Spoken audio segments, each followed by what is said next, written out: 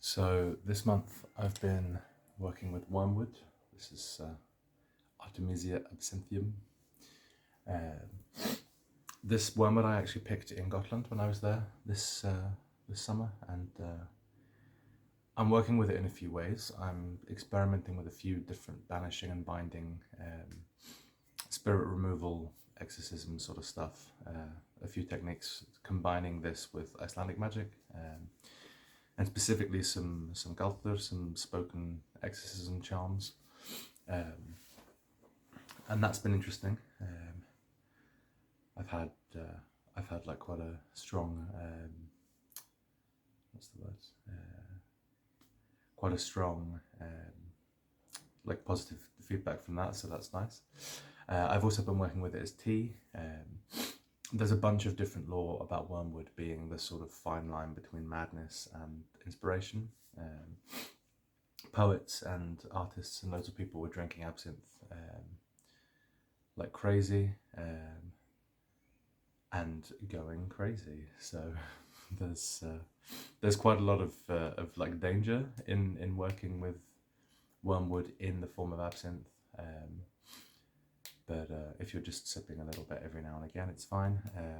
As a method of helping communicate with the spirit of this plant, that's been like a really helpful thing for me to do.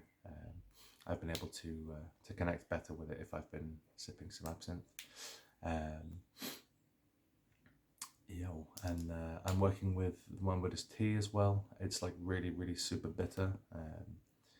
But I'm also trying to work with it as tea to like open myself up more to spirit communication and stuff, and that's been quite good. It's just it doesn't taste great because it's super bitter, and especially if you mix it with mugwort as well, then you have two very bitter herbs.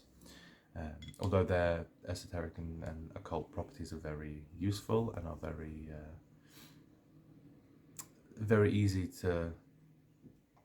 plants to work with to get these sort of benefits from.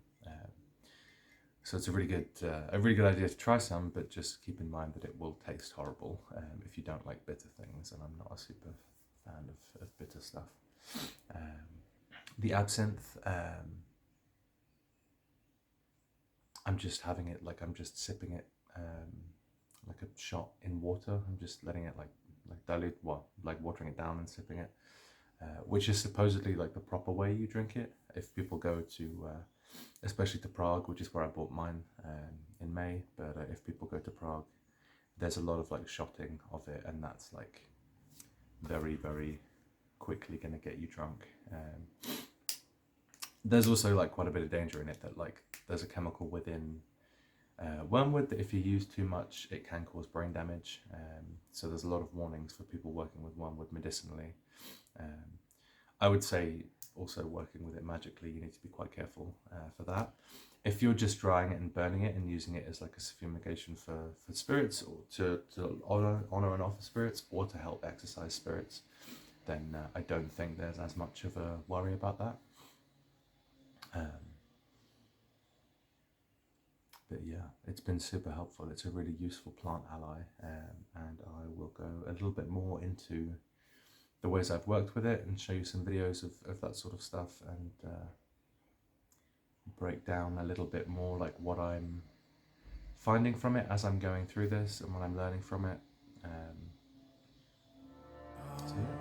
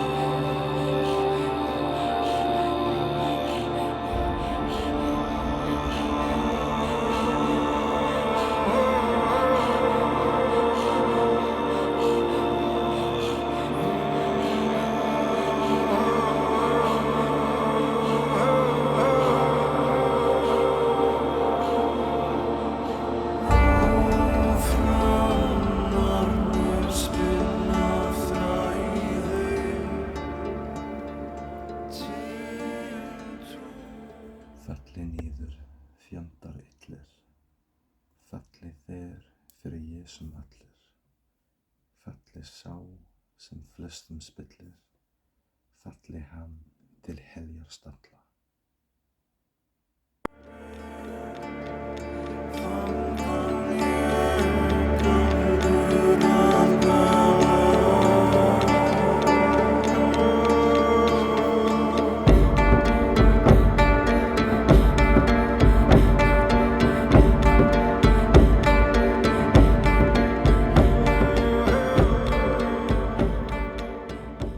So one of the exorcism chants I've been using this with, it was collected by Jón Árnason in his Þjóðsögur Ævintýri, his huge collection of Icelandic folklore. I've not heard anyone use this one, but then to be fair, the topical conversation in my everyday life rarely turns to 1800s exorcism chants, sadly. So I'm going to read it out for you, or at least read out a part of it for you. I'll be putting this in the caption of the video as well, so people can have the spelling and stuff. But it's quite powerful if you repeat it, and it follows this. There's this whole tradition in Icelandic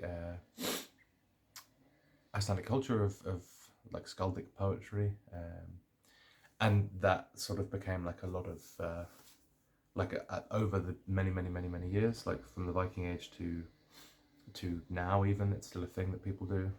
It's these rhyming couplets that work, and they're using like loads of really old words, and like this one is an old chant originally anyway, but like there's this tradition of using loads of really old Icelandic words within this type of poetry. I don't know a huge amount about it, but I know at least some of the chants that I use in my witchcraft practice, and they work very well. So yeah, the chant is Falli niður, fjandar, illir, Falli, þeir, fyrir Jesúm, allir, Falli sá sem flestum spillir, Falli hann, heljar, stalla.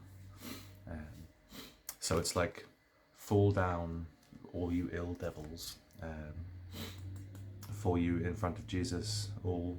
This is a very like literal translation, and like go fall down back to hell basically. So that's cool, and it works pretty well. Obviously it's very Christian mysticism based, which like a lot of Icelandic practices. So as long as you can get your head around using Jesus's name in that chant, then hopefully you'll find that useful. But yeah, it's a very it feels like it's been very potent for me. There's a longer version as well, but I'll post that in another video. I'll do like a bit of a thing of a breakdown of a couple of these different exorcism chants, and do like I'll do some translations, but most of them, the gist of it is just you are getting rid of a spirit or something, and I don't know necessarily if it pays to know the exact like word for word.